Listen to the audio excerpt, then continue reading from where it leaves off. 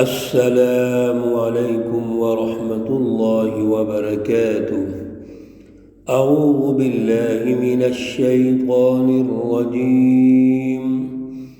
بسم الله الرحمن الرحيم. ألم تروا أن الله سخر لكم ما في السماوات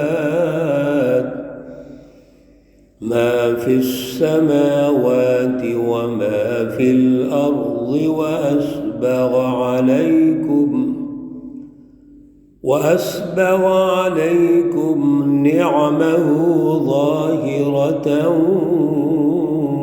وباطنة ومن الناس من يجادل في الله بغير علم ولا هدى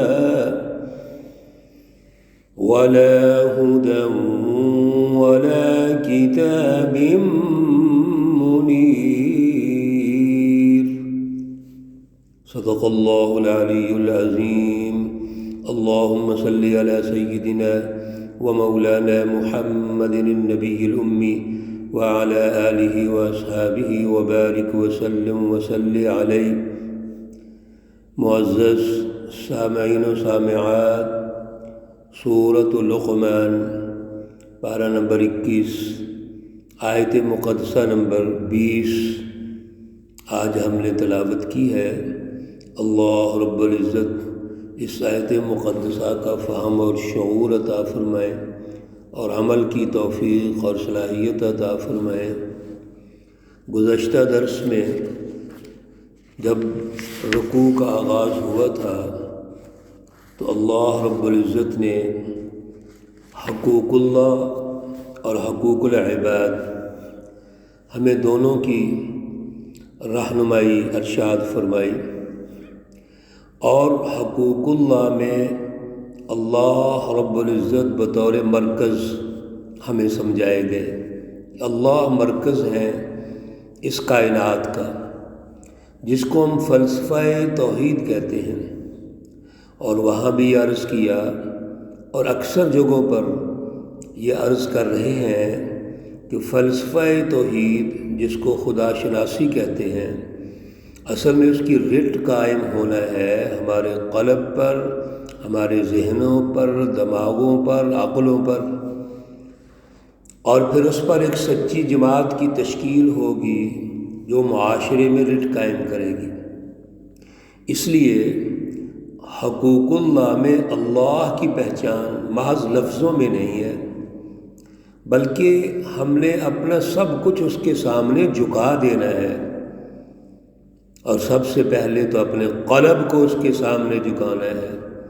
تصدیق بالقلب، قلب کی تصدیق ہونی چاہیے، پھر اقرار باللسان ہے، زبان سے اقرار ہے، اور پھر تیسرے نمبر پر عمل بالجوارح ہے، یعنی اس پر ایک عملی نظام کی تشکیل ہے۔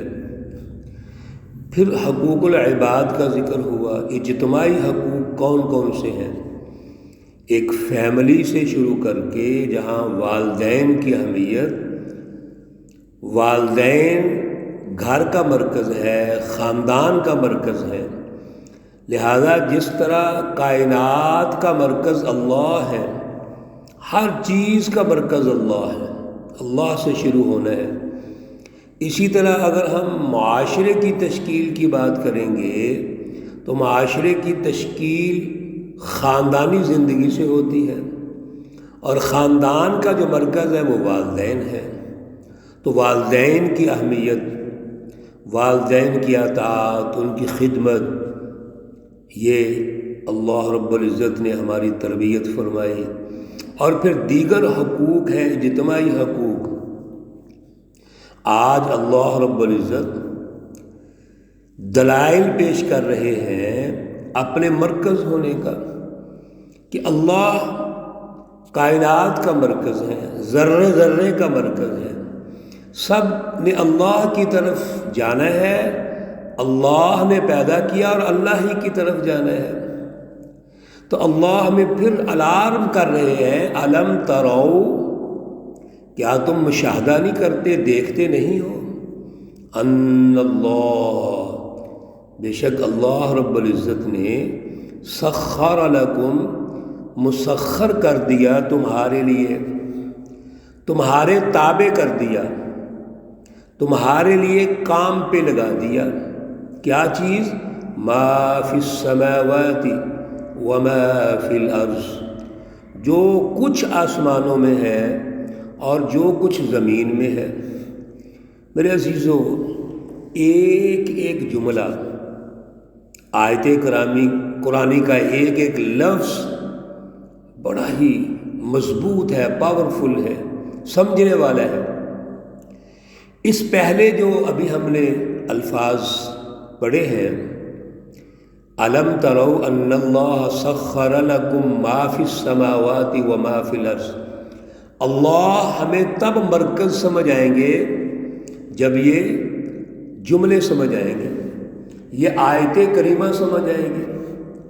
کیا آپ دیکھتے نہیں کہ اللہ نے تمہارے لیے جو کچھ آسمانوں میں ہے اور جو کچھ زمین میں ہے مسخر کر دیا، تابع کر دیا؟ اگر تفصیل میں جائیں تو آسمان اور زمین کی جتنی چیزیں ہیں بیان کریں تو گھنٹے چاہیے، لیکن ہم کچھ چیزیں ہیں جو ہمارے مشاہدے میں ہیں، روز مرہ ہم استعمال کرتے ہیں اور اللہ نے ہمارے تابع کر دیا ہے، ان کے نام لے سکتے ہیں۔ سورج ہے، سورج اللہ نے مسخر کیا ہمارے فائدے کے لیے، چاند ہے، اور دیگر آسمانی جتنی بھی اللہ کی مخلوقات ہیں۔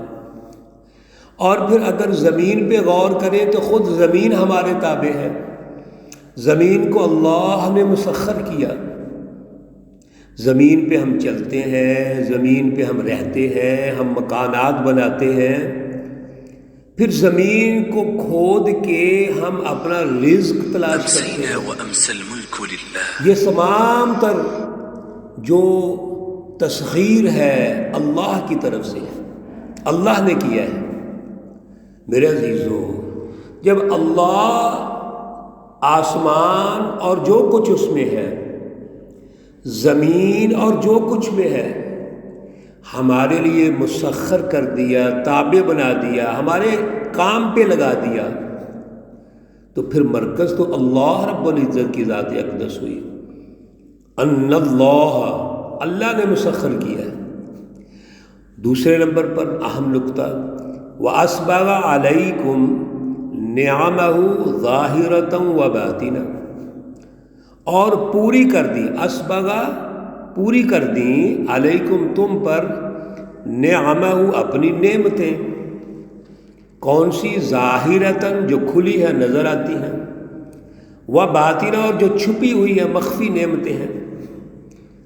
یہ بھی بڑی تفصیل ہے اس میں، لیکن چند چیزیں عرض کرتا ہوں۔ اسبغا سبوغ یعنی مکمل کر دینا۔ پہلی بات تو یہاں یہ سمجھنی چاہیے کہ اللہ کی نعمتیں مکمل ہیں ہر اعتبار سے۔ سائنس ان نعمتوں کے جتنے بھی فوائد بیان کرتے ہیں، اور آج اس جدید دور میں ایک ایک نعمت کے بڑے بڑے فوائد ہمارے سامنے آ چکے ہیں۔ اللہ فرما رہے ہیں کہ میں نے اپنی نعمتیں تمہارے اوپر مکمل کی ہیں، یعنی نعمت میں کوئی خامی نہیں ہے، کوئی کمزوری نہیں۔ اگر کوئی کمزوری ہے تو ہماری جستجو میں ہو سکتی ہے، ہماری پلاننگ میں ہو سکتی ہے، حکمت عملی میں ہو سکتی ہے، لیکن اللہ نے نعمتیں پوری کر دی۔ اب نعمتیں دو قسم کی ہیں، ایک ظاہرتاً نظر آتی ہیں، اور نظر آنے والی چیزیں جن کو ہماری آنکھیں دیکھتی ہیں، ہمارے کان سنتے ہیں، ہمارے حواس خمسہ جن کو محسوس کرتے ہیں، وہ تمام نعمتیں ظاہری نعمتیں ہیں۔ وہ آسمان میں ہے، وہ زمین میں ہے، ہمارا غذائی اعتبار سے ان سے تعلق ہے، یومیہ روزمرہ ہم وہ اللہ کی نعمتیں استعمال کرتے ہیں، کھاتے ہیں، پیتے ہیں، معدنیات ہیں، نباتات ہیں، جتنی بھی اللہ کی نعمتیں ہیں جو ہمیں نظر آ رہی ہیں، وہ باطنہ اور جو چھپی ہوئی ہیں۔ ایک تو ہر نعمت کا ظاہری فائدہ ہے، اور دوسرا اس کا اندر جو اللہ نے اس نعمت کے فوائد رکھے ہوئے ہیں وہ بھی موجود ہیں۔ مثلا آپ کسی فروٹ کو دیکھ لیجئے، آم، سیب وغیرہ وغیرہ، اناج میں گندم کو دیکھ لیجئے، گندم اور یہ جتنی بھی رزق کی چیزیں ہیں، رزق ہے ہمارا، ایک ان کی ظاہری شکل ہے جو ہم استعمال کرتے ہیں اور ہماری باڈی کو فائدہ ہے، ہمارے جسم کو فائدہ ہے، ہمیں غذائی اعتبار سے فائدہ ہے، اور ایک اس کے اندر اللہ نے جو خصوصیات رکھی ہوئی ہے، ہر رزق کی روحانی خصوصیات ہیں، باطنی خصوصیات ہیں، جن کو سائنس بڑا کھلے انداز میں بیان کرتی ہے۔ میرے عزیزو، اللہ فرماتے ہیں کہ یہ نعمتیں ظاہری اپنی خصوصیات کے اعتبار سے، باطنی اپنی خصوصیات کے اعتبار سے مکمل کر دی ہیں تم پر۔ پھر ایک وہ نعمتیں ہیں جو ہماری جستجو کے بعد، جن کو سائنس اور ٹیکنالوجی نے ایجادات کے عمل سے گزارا، اور وہ نئی نئی چیزیں آ رہی ہیں، باطنی چیزیں جو نظر نہیں آتی، ہم ان کو دریافتیں کر رہے ہیں۔ وہ ساری نعمتیں اللہ نے رکھی ہوئی ہیں۔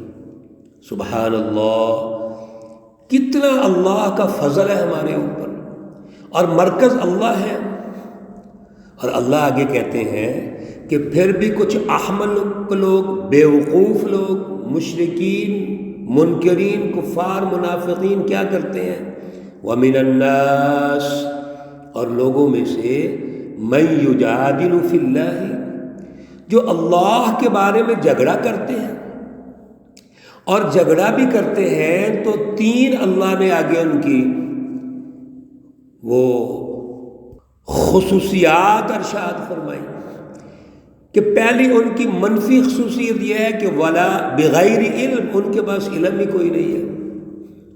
پھر لا ہدن، ہدایت ہی کوئی نہیں، ولا کتاب منیر، اور نہ ان کے پاس کوئی روشن کتاب ہے۔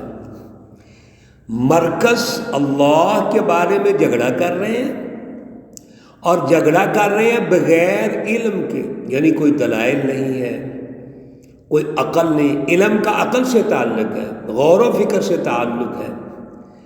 اور بھائی آپ اللہ کے بارے میں جھگڑا کرتے ہو، اللہ کی سچی جماعتوں کا انکار کرتے ہو، انبیاء کا انکار کرتے ہو، تو سوال پیدا ہوتا ہے کہ تمہارے پاس ہے کیا؟ دلیل کیا ہے؟ کوئی دلیل نہیں۔ پھر ولا ہدن، رہنمائی بھی کوئی نہیں ہے۔ یا تو تمہیں کوئی رہنمائی موجود ہو، ماضی میں کوئی تاریخی تسلسل ہو آپ کے پاس جو سچے لوگوں کا ہے، تو پھر بھی بات سمجھ آتی ہے۔ رہنمائی کو بھی کوئی نہیں، ہدایت بھی کوئی نہیں۔ ولا کتاب منیر، اور جتنی اللہ کی آسمانی کتب نازل ہوئی ہے اس میں تو سچی رہنمائی ہے، اللہ کی پہچان کی بات ہے، اللہ مرکز ہے، تو کوئی کتاب بھی ان کے پاس نہیں ہے۔ تو اللہ کے بارے میں جھگڑے کے پیچھے کوئی دلیل نہیں، کوئی عقل نہیں، کوئی ہدایت نہیں، کوئی روشن کتاب نہیں، گویا صرف ہٹ درمی، ضد اور تکبر ہے۔ اللہ ہمیں اعلیٰ شعور عطا فرمائے، اعلیٰ سمجھ عطا فرمائے۔ اللہ رب العزت تمام مرحومین و مرحومات کو جنت الفردوس میں اعلیٰ مقام عطا فرمائے۔ اللہ رب العزت تمام بیماروں کو شفائے کاملہ عاجلہ مستمرہ عطا فرمائے۔ ربنا تقبل منا انك انت السميع العليم وتب علينا انك انت التواب الرحيم، وصلى الله تعالى على النبي الأمي محمد وعلى آله وأصحابه أجمعين برحمتك يا أرحم الراحمين. السلام عليكم ورحمة الله وبركاته.